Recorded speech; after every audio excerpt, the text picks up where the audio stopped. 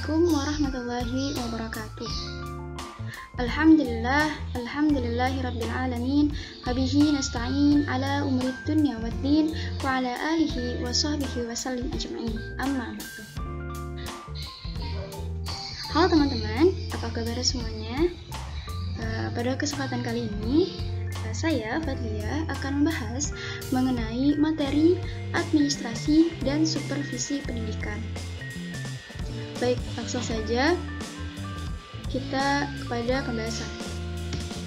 Nah, adapun yang akan kita bahas ialah mengenai pengertian administrasi pendidikan, prinsip dan fungsi administrasi pendidikan, pengertian supervisi pendidikan, serta tujuan dan peran supervisi pendidikan.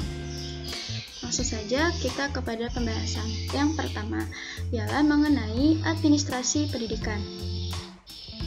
Adapun pengertian administrasi pendidikan sering diartikan sebagai proses pengembangan kegiatan kerjasama sekelompok orang untuk mencapai tujuan yang telah ditetapkan, yaitu untuk mencapai tujuan pendidikan. Proses pengendalian kegiatan kelompok berkenaan dengan kegiatan perencanaan atau planning, pengaturan atau organizing, menggerakkan atau actuating, pengawasan atau controlling sebagai suatu proses untuk mencapai tujuan tersebut.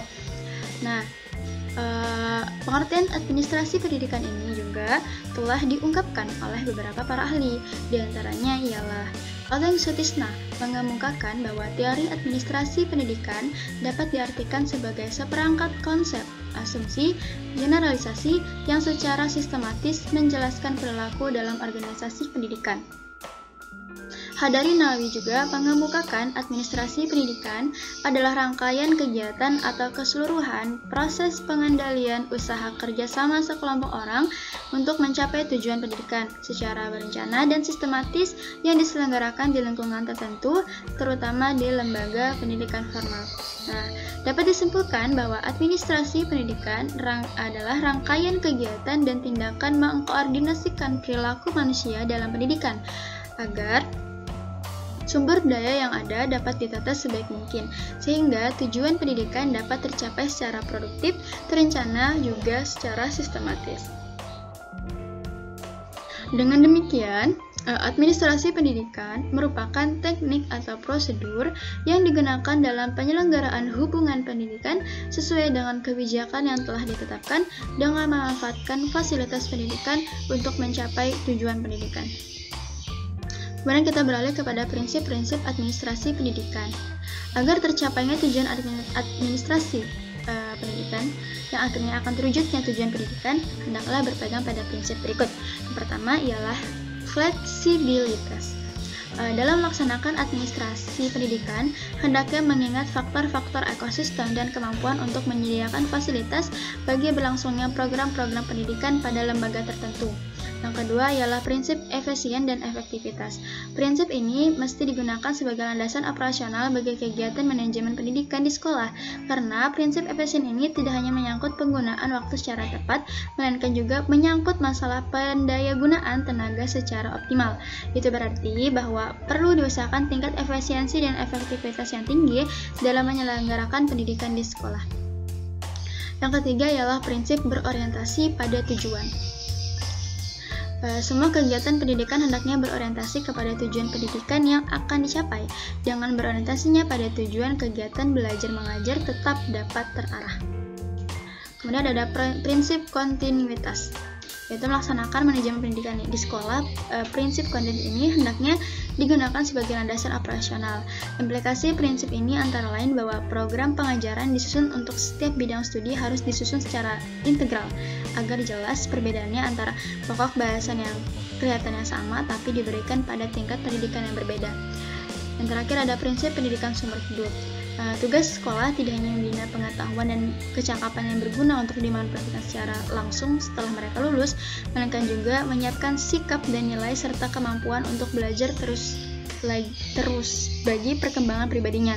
Dalam melaksanakan manajemen pendidikan, kiranya prinsip yang ini perlu digunakan sebagai landasan operasional. Kemudian fungsi administrasi pendidikan. Administrasi pendidikan juga memiliki sebuah fungsi.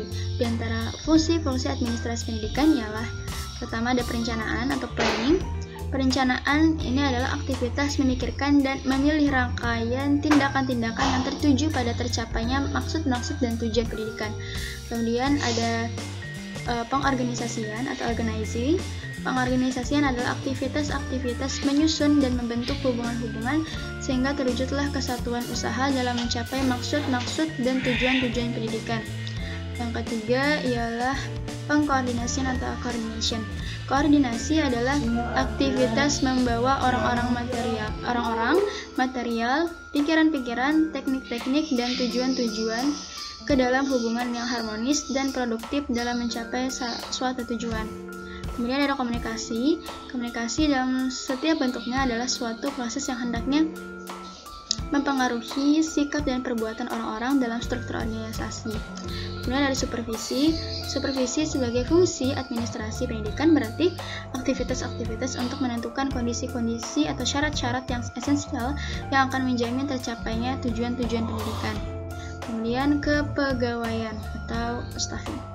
Nah, dalam kepegawaian yang menjadi titik penekanan ialah personal itu sendiri. Aktivitas yang dilakukan di dalam kepegawaian antara lain menentukan, memilih, menempatkan, dan membimbing personal. Kemudian ada pembiayaan atau budgeting. Biaya atau pembiayaan merupakan salah satu faktor yang sangat penting dalam sebuah organisasi karena biaya ini sangat menentukan bagi kelancaran jalannya sebuah organisasi. Tanpa biaya yang mencukupi, tidak mungkin terjamin kelancaran jalannya suatu organisasi. Kemudian terakhir ada penilaian atau evaluating. Evaluasi sebagai fungsi administrasi pendidikan adalah aktivitas untuk meneliti dan mengetahui sampai di mana pelaksanaan yang dilakukan di dalam proses keseluruhan organisasi mencapai hasil yang sesuai dengan rencana atau program yang telah ditetapkan dalam rangka pencapaian tujuan pendidikan. Kemudian supervisi pendidikan. Pengertian supervisi pendidikan adalah pembinaan yang berupa bimbingan atau serangkaian bentuk tuntunan yang secara umum mengarah pada perbaikan situasi pendidikan dan secara khusus untuk meningkatkan mutu proses belajar mengajar dalam bentuk contoh lembaga pendidikan. Supervisi pendidikan adalah bantuan dalam mengembangkan situasi pembelajaran ke arah yang lebih baik dengan jalan memberikan bimbingan dan pengarahan pada guru-guru dan petugas lainnya untuk meningkatkan kualitas kerja mereka di bidang pengajaran dan segala aspeknya. Kemudian, adapun tujuan supervisi pendidikan ialah menurut Nagle CS adalah penyempurnaan pengajaran, sedangkan menurut Rifai adalah membantu guru meningkatkan kemampuannya agar menjadi guru yang lebih baik. Nah, selanjutnya Fadl mengatakan juga bahwa tujuan supervisi adalah untuk membantu guru mengembangkan kemampuannya mencapai tujuan yang ditetapkan bagi siswa-siswinya. Tujuan supervisi ini tidak hanya berkenaan dengan aspek kognitif dan psikomotor, tapi juga mengenai aspek afektifnya. Berdasarkan pendapat tadi, dapat disimpulkan bahwa secara umum tujuan supervisi adalah membantu guru untuk meningkatkan kemampuan sehingga dapat mengelola program pengajaran yang lebih baik.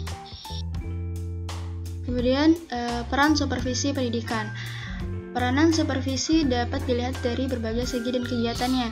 Menurut Rifai, peran supervisi ada 7 macam. Yang pertama ialah supervisi sebagai kepemimpinan. Kepemimpinan supervisor adalah kepemimpinan pendidikan yang membantu perkembangan guru. Supervisor sebagai pemimpin hendaklah mempunyai kemampuan menggerak atau mempengaruhi guru agar mau meningkatkan kemampuan profesionalnya, sehingga proses belajar mengajar menjadi lebih baik dan efektif. Tanpa adanya kepemimpinan dari supervisornya, kegiatan supervisi tidak akan berjalan dengan efektif. Yang kedua ialah supervisi sebagai inspeksi. Dalam kegiatan supervisi diawali dengan inspeksi untuk mendapatkan informasi mengenai pelaksanaan proses belajar mengajar yang dilaksanakan guru. Berdasarkan data ini baru ditentukan tindak lanjut yang akan dilakukan sesuai dengan kebutuhan guru. Jadi supervisi mempunyai peran juga sebagai inspeksi. Yang ketiga ialah supervisi sebagai penelitian. Untuk mengetahui data lebih lanjut yang lebih objektif dan mengenai permasalahan yang ditemui pada waktu inspeksi atau data dari laporan, perlu dilakukan penelitian. Oleh karena itu, supervisi juga berperan sebagai penelitian. Yang keempat ialah latihan dan bimbingan. Supervisi sebagai latihan dan bimbingan. kesimpulan yang diperoleh dari penelitian akan menentukan tindakan-tindakan apa yang dilakukan untuk pembinaan atau peningkatan kemampuan guru supaya proses belajar mengajar menjadi lebih baik.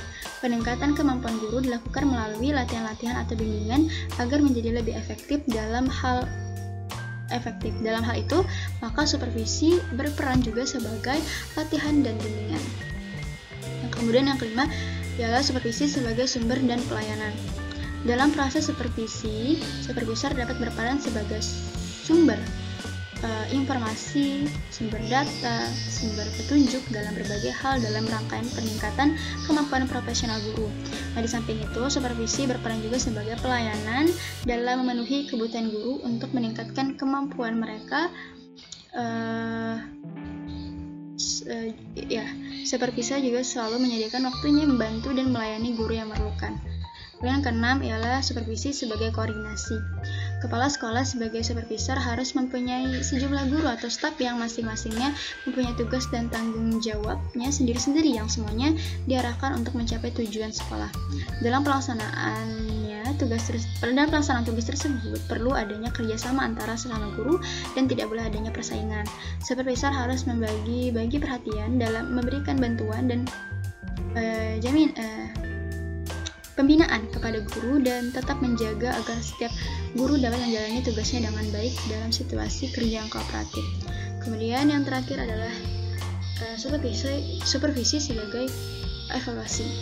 Tujuan supervisi adalah untuk meningkatkan situasi belajar mengajar atau penyempurnaan pengajaran melalui peningkatan kemampuan profesional guru.